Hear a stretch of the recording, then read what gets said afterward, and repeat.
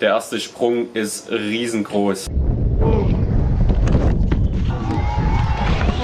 Ah, fuck!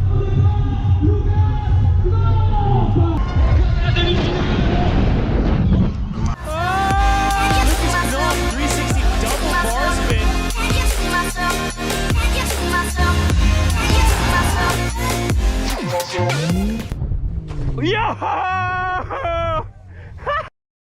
Yo Leute, was geht ab? Herzlich willkommen in Frankreich beim FIS World Event. Ich habe mir gerade schon die Schoner angezogen und den Helm aufgesetzt, weil wir haben gleich erstes Training.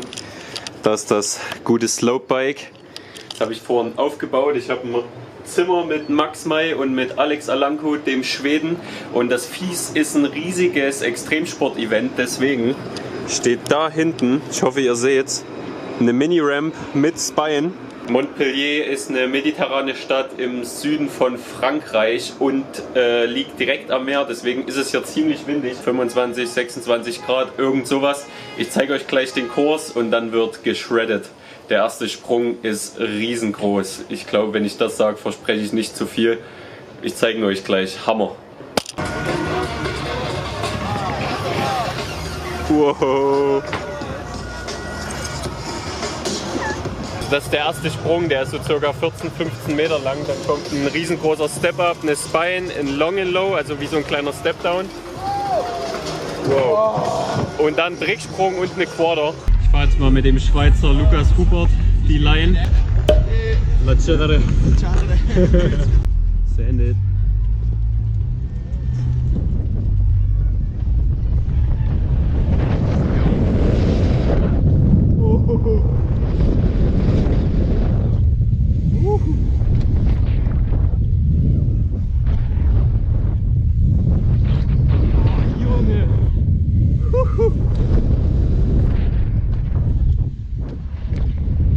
Gerade wenn man denkt, man droppt rein und es geht kein Wind.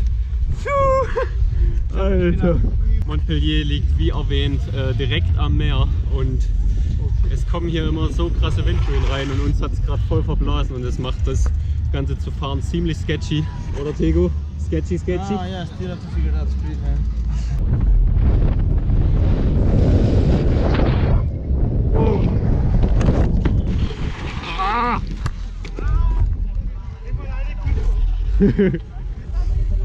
Ich bin hier hinterher und eigentlich voll gut und kurz vor der Landung ging es dann so. Ja. Ich habe den ersten Crash hinter mir und das ist ganz gut, weil es nichts weiter passiert. Man rutscht einfach nur die Landung runter. War auf jeden Fall ziemlich beschissen, weil ich bin gesprungen und dann hat mich der Wind in der Luft erwischt und dann fliegt man einfach so schräg und kann einfach nichts machen. Ich warte jetzt einfach kurz, bis der Wind nachlässt und dann wird weitergefahren. Der erste Part vom Video wurde am Mittwoch gefilmt und dann wäre gestern aber, also am Donnerstag eigentlich Quali gewesen. Die wurde aber verschoben, weil es so krass windig war. Und jetzt haben wir Freitag und die Quali ist in circa 1,5 Stunden. Das bestes Wetter, kein Wind. Wir fahren uns jetzt gerade ein und dann geht's los.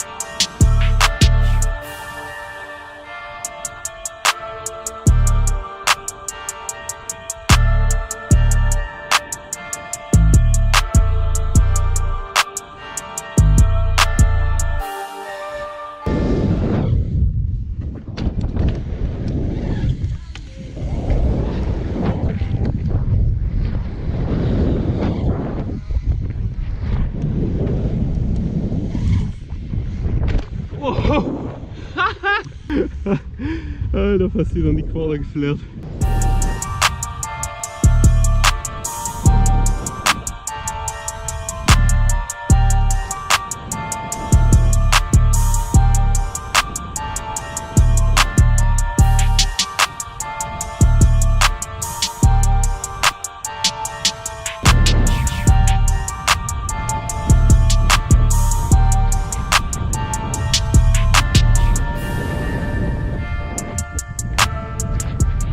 Jakub und ich haben gerade die Spine zum ersten Mal gedreiert. Die ist ziemlich scary, wenn man die in so einem Slope-Kurs findet, aber ich glaube, da zahlt es sich aus, wenn man öfter mal Skatepark fährt. Good Job. Dankeschön.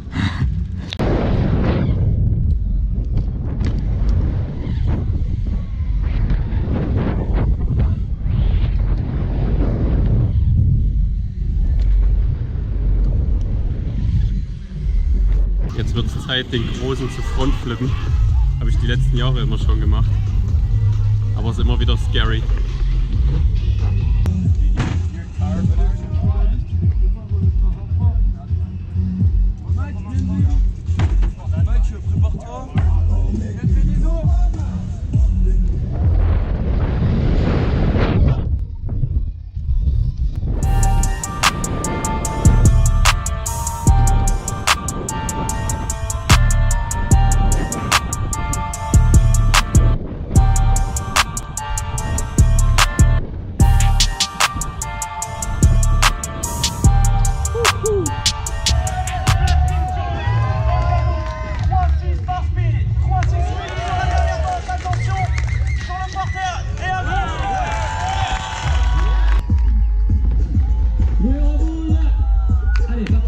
Ich bin gerade den ersten Quali-Run gefahren. Ich verrate euch noch nicht, wie es lief. Ich spiele den jetzt einfach mal.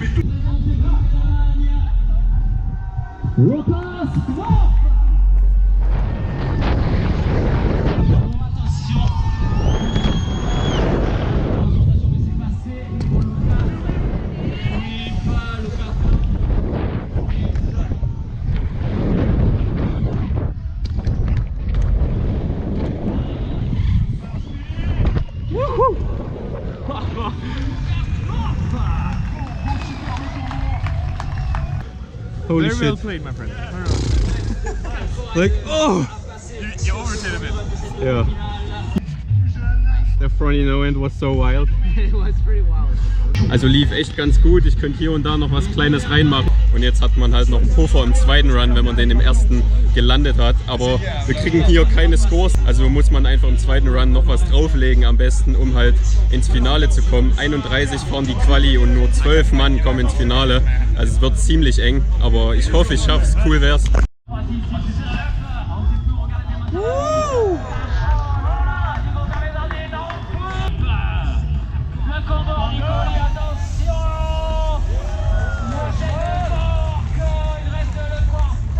Run Nummer 2 jetzt in Montpellier. Ich zeige euch mal den Drop-In von hier oben.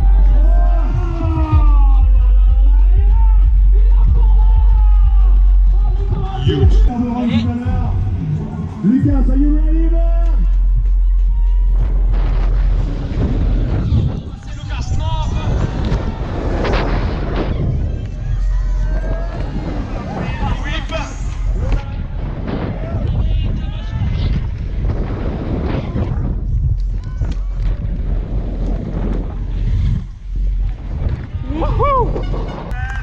I wanted to 3-can, but not possible.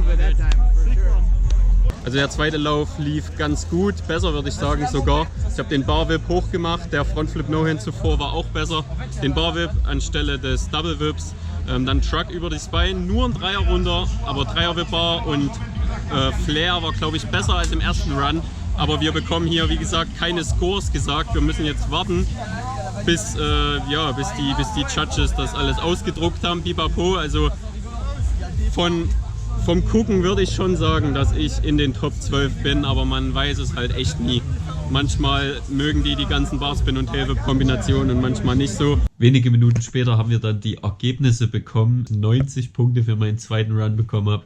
Und ich habe mich als erster qualifiziert vor Nikoli Rogatkin als zweiter. Wer war dritter? Who was third? Lemoyne, ja, und Diego fourth. There's Alex Alanko. Das ist Alex Alanko aus Schweden, der hat sich als Sechster oder Siebter qualifiziert. Finale ist in 3 Stunden. Wir chillen jetzt gerade noch im Zimmer, haben ein bisschen Mittag gegessen. Gucken John Olsen. Als Erster ins Finale zu gehen, ist ziemlich cool. Aber ja, wir werden sehen, was passiert.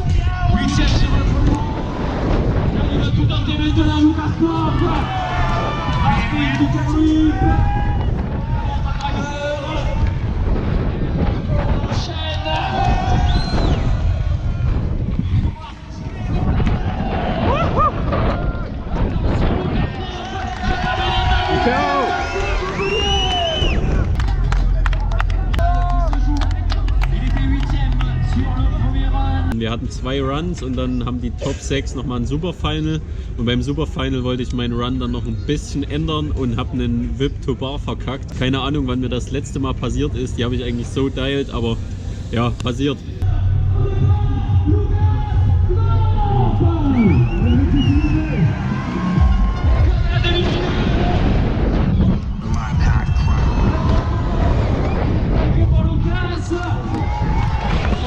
Ah, fuck!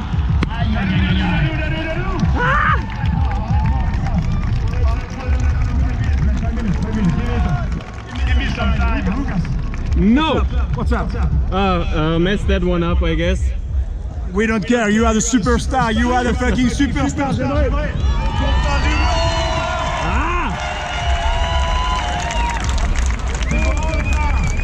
Deswegen 4. Platz, ein Platz am Podium vorbei, aber was soll's, es gibt zumindest eine Wildcard für das Crankworx Event in Les Chais in Frankreich, also hammergeil. Wäre natürlich cool gewesen, auf dem Podium zu sein, aber passiert. Bin trotzdem stoked mit dem 4. Platz, passt auf jeden Fall und jetzt gibt's ein kleines Bierchen. Mit dem Michi. Danke fürs Zuschauen, das nächste Video kommt aus Winterberg und haut rein.